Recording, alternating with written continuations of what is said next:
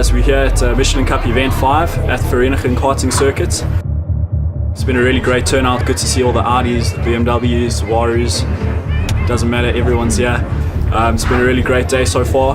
Very cold morning, but things have started to warm up a bit. When we started off this morning, the track was really cold, a lot of slipping around. Guys are starting to put better times down on the track. We're looking forward to going back on the reverse side of the track. This has been my first Michelin Cup. The guys have really done some incredible stuff. We've had some really interesting cars, anything from GTRs to Nobles, BMWs, Audis, Mercedes, Lotus, Hondas, everything is, yeah.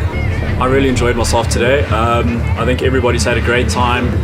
I think our next event is Red Star on the calendar. I'm really looking forward to the skid pan event. It's going to be cool watching some guys going sideways. The gym card is always a lot of fun.